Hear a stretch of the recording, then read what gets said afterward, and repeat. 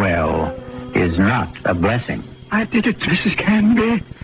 Are you listening to me? I killed Richardson. I did it. Me. No. I don't want to hear it. Mr. Paulson, please. Please don't tell me about it. Please.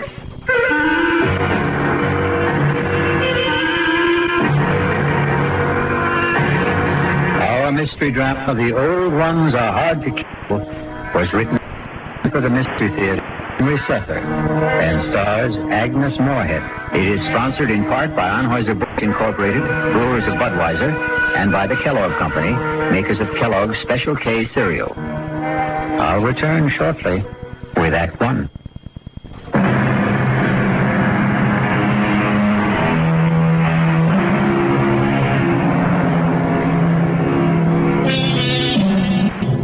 And now, here's Act One of The Old Ones Are Hard to Kill. It begins with a stethoscope, a blood pressure reading, an electrocardiogram, and an altogether satisfying report on the health of Mrs. Ada Canby. Well, can't see a thing to complain about, Ada. That little congestion you had last time is all cleared up. All in all, I'd say you're doing fine. For a woman my age, you mean? The older the chicken, the tougher it is to kill. That's what my grandmother used to tell me, and she lived to be 98. Speaking of relatives, you see much of Walter. My grandson? Oh, the usual once-a-year visit. And he always comes up with the same complaint. What's that? That I shouldn't be living all alone. That big house of yours must get pretty lonely sometimes. Well, the truth is, Dr. George, I'm not alone there. You're not? I decided to take in the boarder last month. Really? I haven't written Walter about it. I'm sure he'd object to my taking in a stranger, but there's really nothing wrong with Mr. Paulson, except his health, maybe. His health? What's wrong with him? Oh, the poor man's had a terrible cold for the past 2 weeks. Won't let me do a thing for him, though. Now, where did you meet this Mr. Paulson? He answered the ad I ran. He's just back from South America. Been living in Brazil for years. He's a very nice gentleman, really. He keeps himself and tends his birds. He has the loveliest blue parakeets. You can hear them chirping all over the house. Oh, it's the friendliest sound. Well, I don't see anything wrong with what you're doing, Ada. Just make sure you don't go and catch the man's cold. Well, there's not much chance of that. The poor man hardly ever leaves his room. Well, how much do I owe you? I'll send you the bill. I'm sure you'll forget all about it. Promise me you'll send it.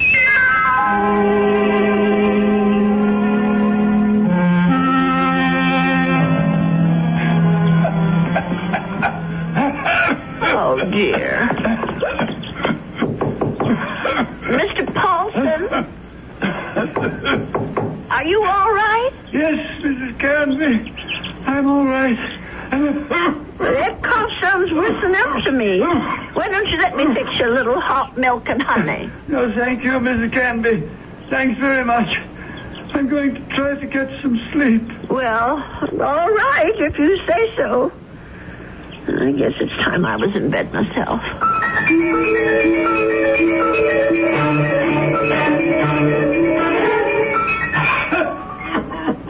Oh, my, listen to that poor man.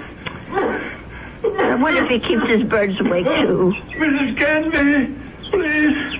For heaven's sake, is he calling me? Mrs. Canby! He is calling me. I'm coming, Mr. Paulson.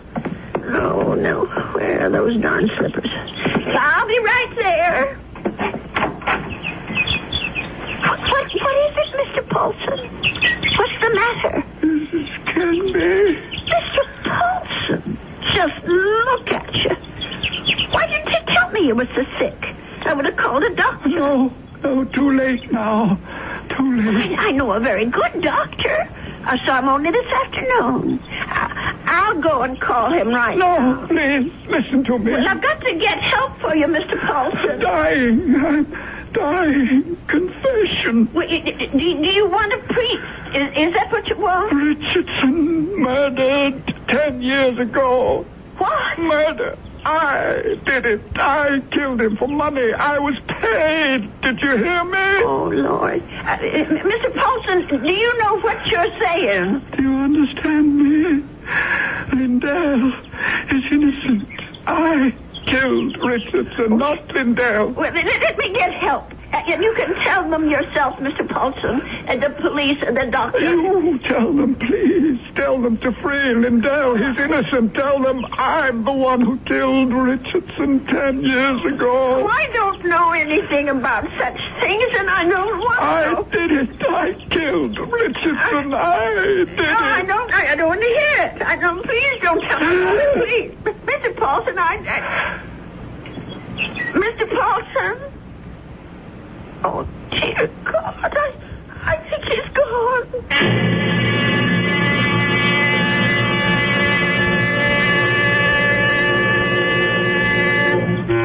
Listen to those poor little birdies.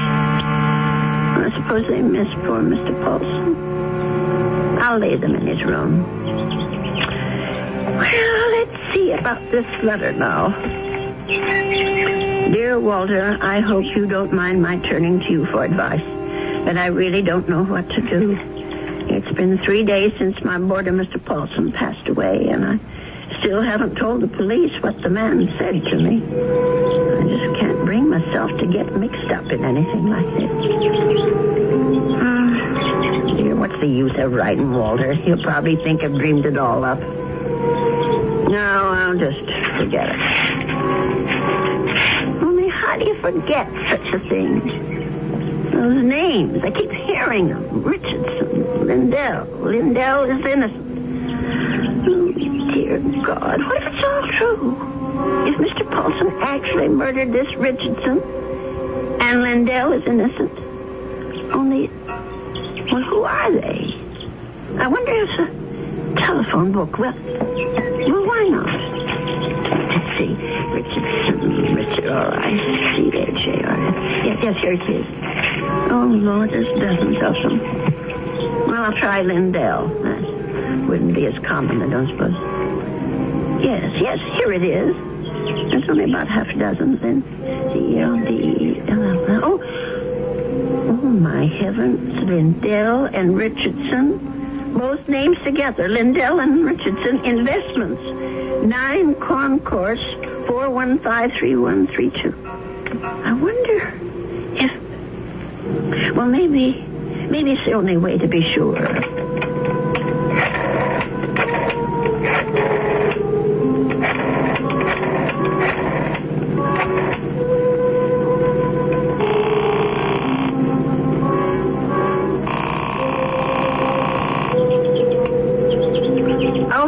Hello? May I speak to Mr. Lindell? He isn't? Well, then what about Mr. Richardson? Oh, I see. Well, is there someone there I can speak to? Yes, please. Thank you. Hello. This is Mr. Chelton. May I be of service?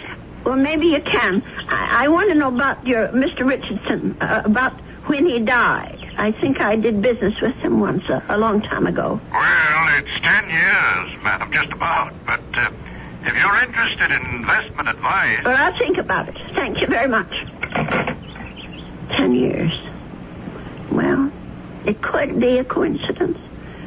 I guess it all depends on how he died.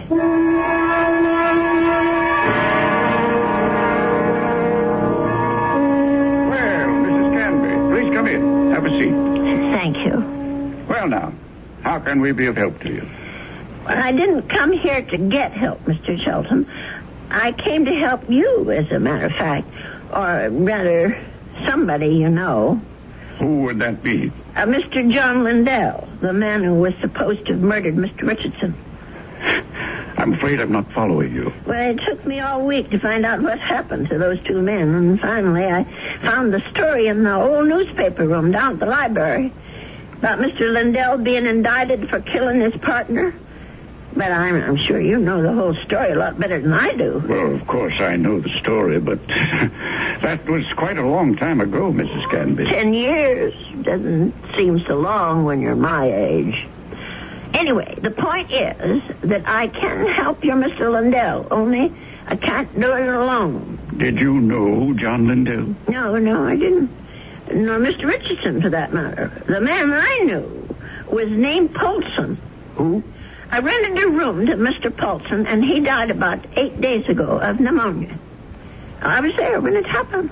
Well, that's unfortunate, but... Before he died, Mr. Paulson told me something about Mr. Richardson's murder. He said Mr. Lindell hadn't been responsible, that he, Mr. Paulson, had committed it. For money. Oh, Mrs. Canby, listen to me. It was this man Lindell that bothered him. The fact that he was in prison for something he didn't do. I thought I should tell you this, Mr. Shelton, because you knew both of these gentlemen. It said so in the newspaper. Mrs. Canby, my dear woman. What? I don't know what silly story you heard, but it's completely wrong. There wasn't any question about what happened. This boarder of yours, whatever his name is, merely had an obsession. Well, just the same, I thought you could follow through on this business. Yeah. Tell the police. Because if it is true, Mr. Lindell should be freed. On evidence like that? I don't know anything about evidence. I'm just telling you what I heard. Well, never mind. I suppose I should have told the police myself. Oh, wait, Mrs. Canby. Let me put your mind at rest. John Lindell is no longer in prison. He isn't? He's dead, Mrs. Canby. He's been dead for the last 3 years. Oh. He wasn't a young man when all this happened, when he accused his partner, Fred Richardson, of defrauding him and shot him dead. He died? In prison?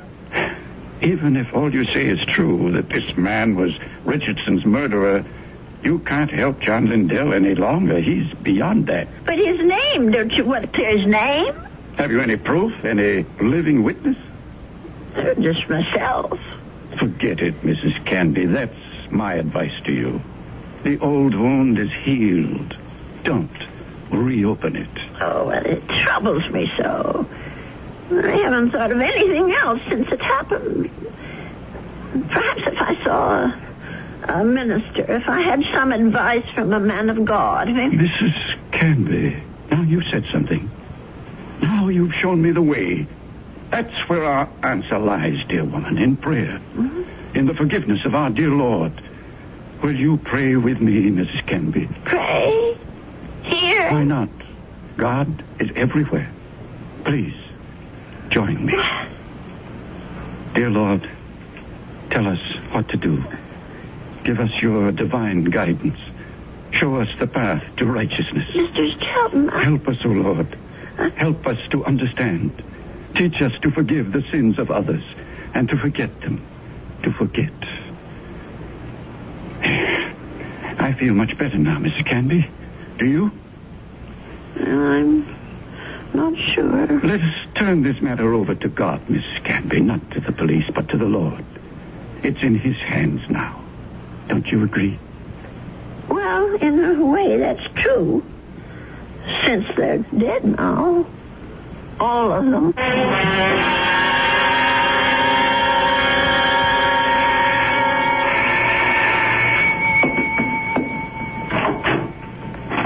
Yes? Mrs. Canby? Yes? My name's Stuart Winfield, Mrs. Canby. I understand you have a room for rent? Yes, I do. Well, I'm new in town. I just arrived from Philadelphia. I've been staying at a hotel, but I'd like something homier. Well, the room I have is $35 a week. I can't offer you any meals, but you can use the kitchen all you want. Well, that sounds good to me. Would you like to see the room? Yes, ma'am, I sure would. Well, come on in then. Thank you. By the way, how did you know I had a room for rent? I was going to place an ad this weekend. Oh, I guess someone at the hotel mentioned it. I forget just who. Say, this is a real fine old house, Mrs. Canby. Mm-hmm. I can see that I'm going to like this place just fine.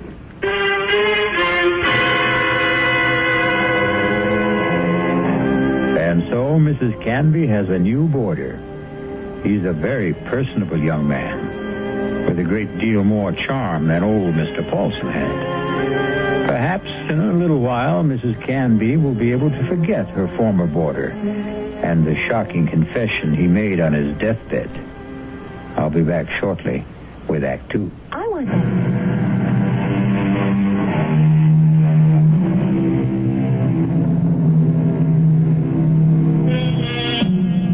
Stu Winfield took no time at all to make himself at home in Ada Canby's big old house. He loved everything about his room. The fine old four-poster bed, the crazy quilt that Ada herself had sewn up 40 years ago, the lace curtains on the window. He even loved Mr. Paulson's blue parakeets. But what he really seemed to like best was Mrs. Canby herself. Just take me 2 minutes to get these clean sheets on the bed, Mr. Here, let me give you a hand. No, I can manage. I've been making this bed for almost 50 years. 50? You've lived in this house that long? Moved in here when I got married back in 1919. My husband David bought it for us. Our only son Ralph was born in it.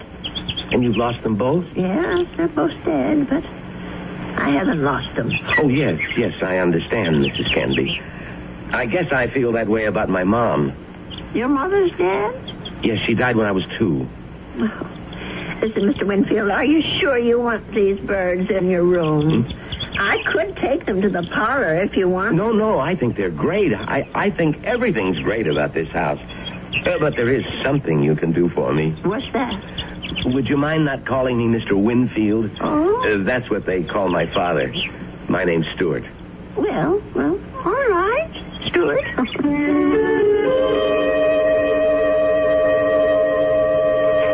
Dear Walter, I think it's about time I told you that I have a boarder in the house. Mr. Winfield is the nicest young man you could want to meet. He's a great deal friendlier than my first gentleman, Mr. Paulson, and he seems to like nothing better than to sit around evenings and talk. We talk about his home and his parents and his plans for the future. I think the poor boy misses his home and family, and I'm sort of a substitute for all that. You know, it isn't really fair, Mrs. Canby. You said I had kitchen privileges, but that doesn't mean you have to cook for me. Well, it's a pleasure, Stuart. I haven't had anyone to cook for in years. You're kidding. You mean to say you cook this good without practice? Oh, you're just being nice. I'm sure that stew is just plain ordinary. It's terrific, no kidding. It tastes like, well, it tastes like home, if you know what I mean. It depends on whose home you mean. Well, my mom cooks stews like this. That's what I meant. Your mom? Well, but she died when you were only 2. Oh, well, I guess I didn't mean my mom exactly. I was thinking of my Aunt Martha. I mean, she's the one who sort of took over the cooking and stuff after my mother died. And my father's sister, you know? I see. Well, that was lucky that you had someone to take her place. Yeah, that's right. Excuse me. My Stuart, you're not coming down with anything, are you? No, I'm fine. Just a little case of the sniffles. Listen, if your room isn't warm enough, I have an extra book. No, the room's just fine. Don't worry about it. Oh, you be sure now. I know I felt a little guilty about poor Mr. Paulson when he got sick.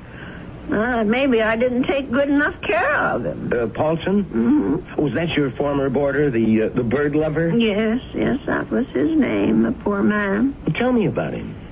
Well, I don't really know that much about him. He lived here less than 2 months. Well, what sort of a guy was he? Well, very quiet. He kept to himself. Did you say he was from South America?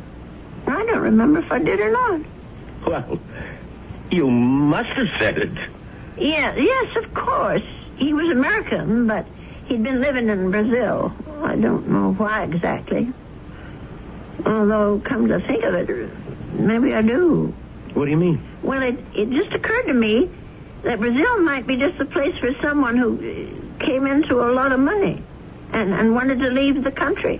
I don't understand. Is that Oh, my. I really think you are getting a cold, Stuart. I'm getting that blanket out this minute. Now, wait, Mrs. Candy. I'd rather hear about... Never mind. I don't want to take any chances. I'll be right back. Yes, Mrs. Candy. Don't take any chances.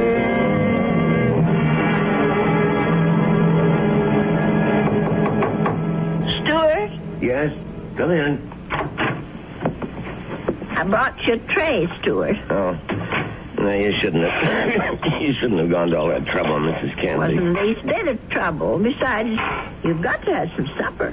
Feed a cold and starve a fever. That's what I mean, I was going to come out to the kitchen and get myself a sandwich or something. You didn't have to bring it to me. Oh, look at that. Is that roast chicken? Well, that's what it's supposed to be. I hope it tastes all right. Noodle soup with dumplings. Mrs. Candy, you're spoiling me rotten. Do you know that? Yeah, I just thought it'd be a good idea if you stayed in bed and took it easy. You weren't planning to go out tonight, were you? No, I was just going to stay in and read for a while. Maybe watch television. Oh, that's good. Here, I'll just set this tray down. Oh, the service here is just too good. Oh, we never finished our talk the other day about that boarder of yours, Mr. Paulson. Well, there's not much to say about him, really. Well, you said something about his living in South America. You said you thought you understood why he was living there. Sounded real interesting. Well, the truth is, Stuart, there is something to tell about Mr. Paulson. Maybe you can help me feel better about it all. About what? Now, I'm not going to tell you if you don't eat. All right, Mrs. Canby, I'll eat. Well, it happened just about 3 weeks ago.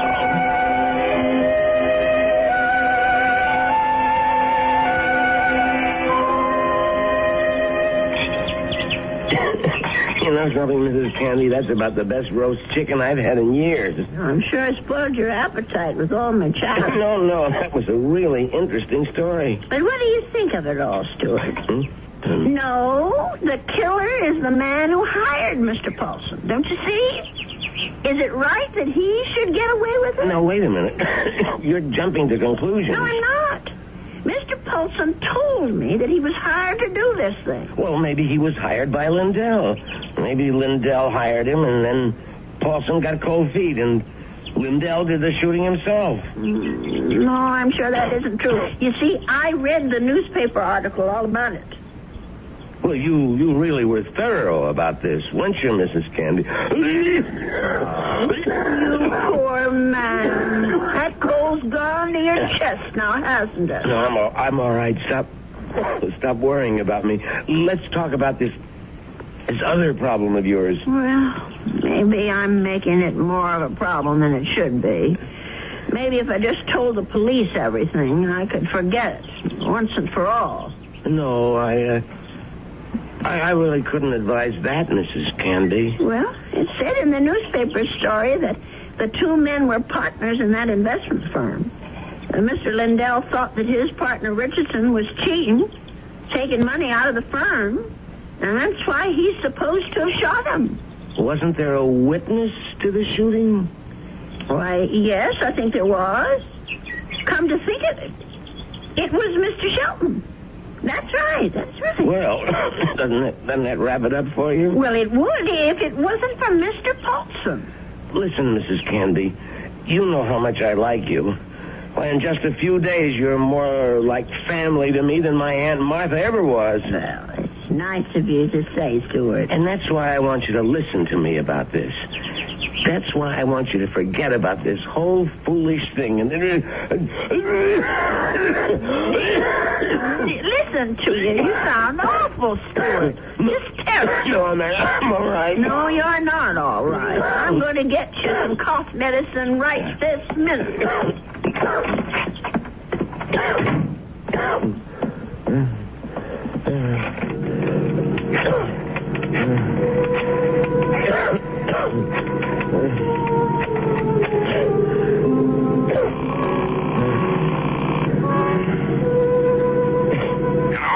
Mr. Chelton, it's me, Winfield. Well, What's happening?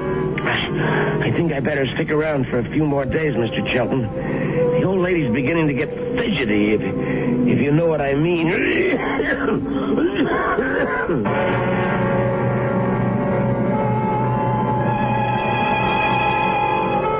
Well, something tells me that Stuart Winfield isn't such a nice young man after all. Could it be that he wasn't telling Mrs. Canby the truth about his dear mother and his Aunt Martha? Could he have not told her the truth about his plans for the future? Of course, the real issue is, what sort of plan does he have for Ada Canby's future? I'll be back shortly with Act 3. If you want to watch...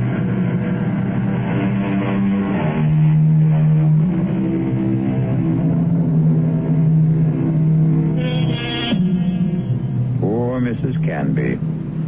She isn't sleeping well tonight. But of course, Mrs. Canby has good reasons for insomnia. Her thoughts are whirling. Her boarder Stuart was right. She doesn't want the bother of going to the police. And she firmly believes in the old adage, if you don't trouble trouble, trouble won't trouble you. But still... Oh, my. I'm just never going to get to sleep tonight. Poor Stuart. He's still coughing. I'm sure that room is just too drafty. I never should have let any boarders in until I got the windows fixed. Oh, dear. That poor boy. I'll never forget the terrible night Mr. Paulson was coughing so badly. Huh? And the way he looked, all gray and shrunken. If only I knew he was so sick. No, if only he'd never even come to this house. Mrs. Canby, I killed Richardson. I did it. Do I ever forget the sound of that man's voice? Lindell is innocent. Lindell is innocent. That poor man. All the years he spent in jail for something he didn't do. Let sleeping dogs lie, Mrs. Canby. My Aunt Martha always said, let sleeping dogs lie. Oh, if only I could get some sleep.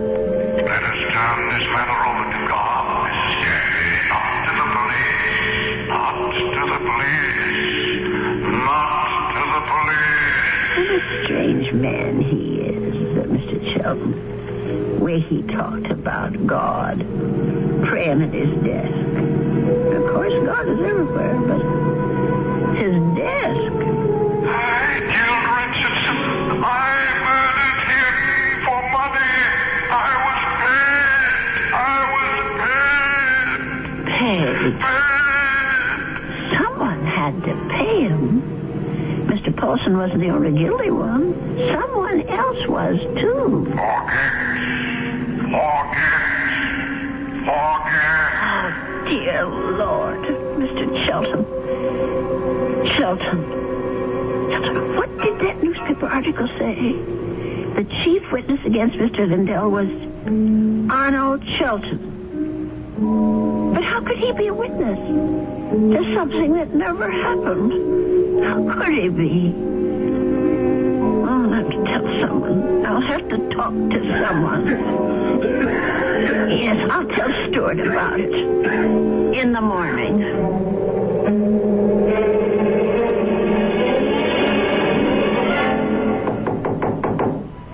Stuart, are you awake? Yes, I'm up, Mrs. Canby. Come in. Oh, no. Now, don't tell me I'm getting breakfast in bed, too. Well, I know you had a terrible night last night, Stuart. You were coughing much worse than ever. I guess that medicine wasn't very good. Sorry I kept you awake, Mrs. Canby. No, that wasn't your fault. No. Something else kept me up. What was that? Oh, my mind, I guess. Maybe I should say my conscience. Oh, that sounds serious. But it is something serious, Stuart. Well, I might have let a man get away with murder. No, it's even worse than that. He did something worse than murder. You're talking about Paulson again. No, I'm talking about the man who hired Mr. Paulson. He didn't just have that man Richardson shot. He let an innocent person go to jail and die there. Now, that's like committing 2 murders, if you ask me. I have to tell you something that occurred to me last night. Sure, go ahead. Well, it's about Mr. Chelton. Mr. Arnold Chelton. Yeah?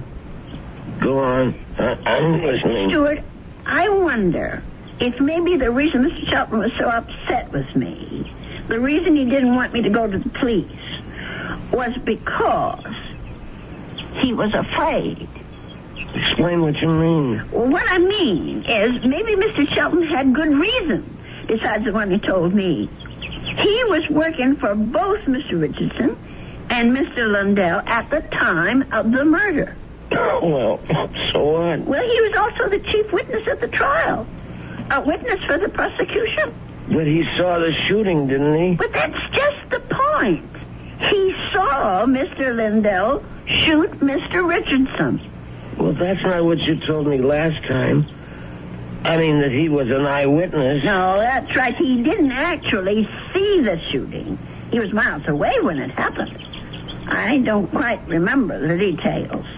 There was something about a phone call, maybe? Yes, that's what it was. He claimed that Mr. Richardson was talking to him on the phone when Mr. Lundell showed up at his apartment. He said that Richardson cried out something about Lundell having a gun. And then he heard the shot. But how could that have happened if the gun was fired by Mr. Paulson? If, Mrs. Canby, that's the big little word, isn't it? If.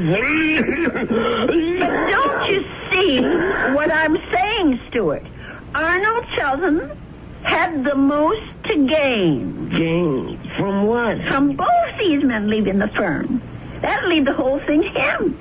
All those customers, all the investments he handles, all the commissions, or whatever they call it. Are you accusing this guy Shelton of being the killer? Yes.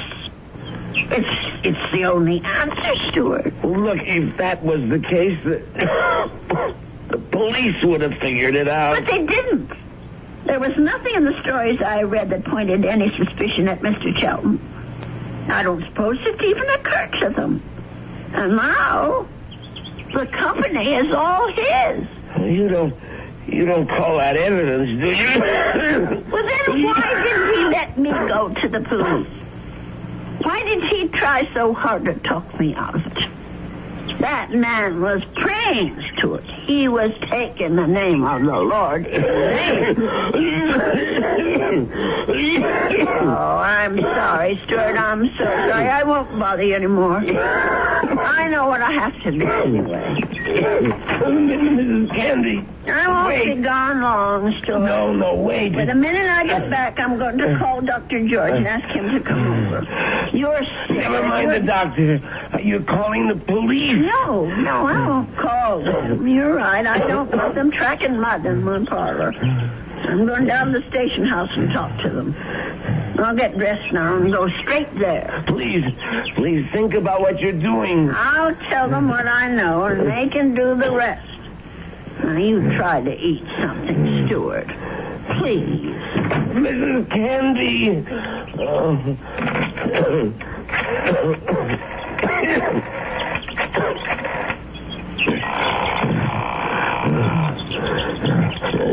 Sheldon? What is this, Winfield? I told you not to call me at the office. It's an emergency. You sound terrible. What's the matter with you? I'm sick. Only you're going to be a lot sicker. What are you talking about? The old lady. I can't stop her. She's decided to talk. What? She figured it out. Figured out exactly what you did, Sheldon, and how you did it. You fool. You've got to stop her. Do you hear me? That wasn't part of the deal, Sheldon. It's all of the deal now. The price didn't include anything like that. The price just doubled. Old ladies are always having accidents. Make her have one. Make her have one now, Winfield. All right. She's going to have a fall down the cellar steps. Right now.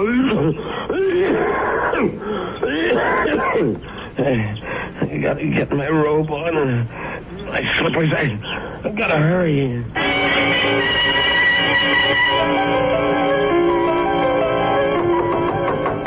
Stuart? Is that you? Open up, Mrs. Canby.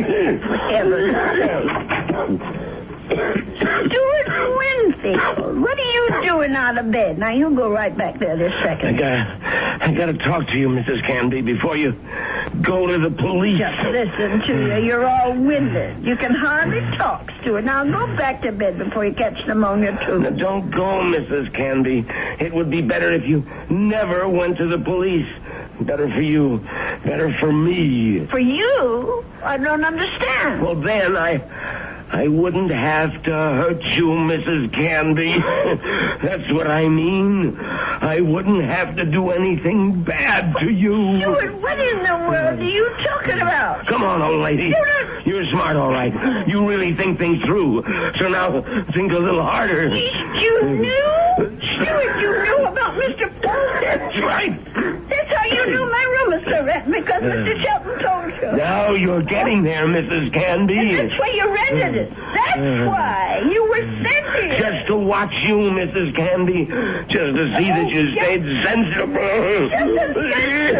Mr. Shelton did. I was hoping you'd never change your mind about calling the police. I didn't want this part of it. This isn't the part I like. Let me go, Stuart. Just relax, Mrs. Canby. Just take it easy. Please, Why, you're as light as a feather, Mrs. Canby. Just like my Aunt Martha would have been if I had an Aunt Martha.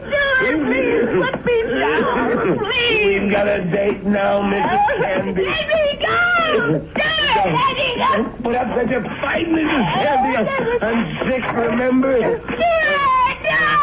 Just shut your eyes. Please, shut your eyes and don't look down. Oh, God. Stuart, those stairs. Just shut your eyes, old lady. They'll all be over.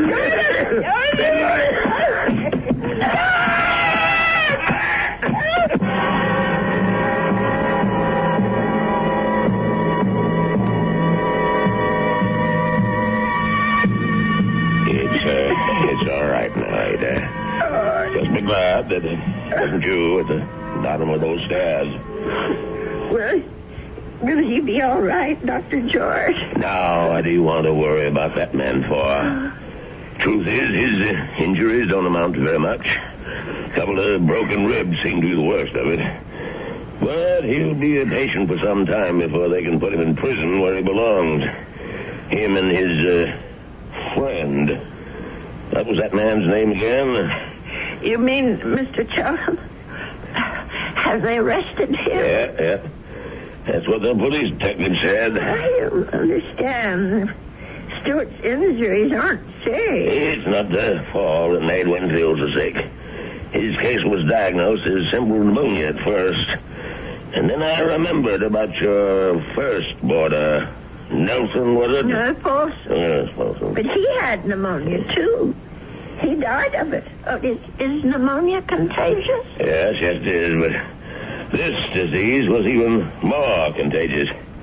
It's a pneumonia caused by a disease called psittacosis, better known as parrot fever. You get it from sick birds, like the parakeets in your spare room. Oh, no. Mr. Paulson's bird. Sorry, Ada, but they had to be taken out and destroyed. Oh, what a shame. There's one reason I feel sorry for them. They saved your life. Made Mr. Winfield too weak even to throw a little old lady down a flight of steps. Those poor little creatures. Yeah, but you can be grateful they didn't make you sick, too. Parrot fever is so contagious that no more than one person in 1,000 could be exposed to it and escape infection. It was pretty darn close to a miracle, Ada. They're hard to kill, Doctor. Remember? The old ones are hard to kill.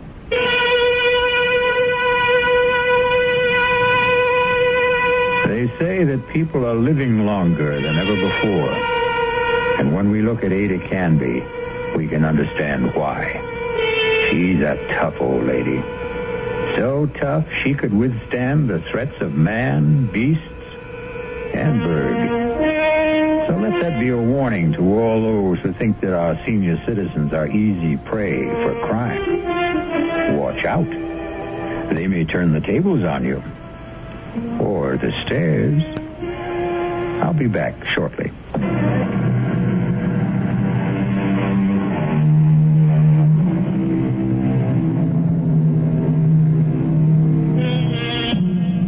We have one final comment for you on behalf of Ada Canby and old people everywhere. There's a saying, there's no fool like an old fool. But it's also true that there's no wisdom and strength like old wisdom and strength. There. Does that make you feel better about your next birthday? Our cast included Agnes Moorehead, Leon Janney, and Roger DeKoven. The entire production was under the direction of Hyman Brown. And now, a preview of our next tale. Where are we? Nowhere. Perhaps you are nowhere, Mr. Peterson. Okay, tell me where you are. I have faith. I believe Tom will be found, or he will find himself, and he will have an absolutely reasonable and rational explanation. I hope so. Hetty! Oh, Hetty! Tom! Oh, Tom, darling. Tom, what happened to you? I was so scared. Oh, darling, you're all right? Hetty, are you all right? Yes. I don't understand. I happened to tune in the news, and there it was. Tom Parsons, accountant, with offices in the Barstow building, had disappeared under mysterious circumstances. Tom, I was so worried. Mr. Parsons was driving with his wife. He stepped out of the car to clean off the rear window, and... Hetty, what did you tell them? I wasn't in the car with you. I was at home. This is E.G. Marshall inviting you to return to our Mystery Theater for another adventure in the macabre. Until next time, pleasant dreams.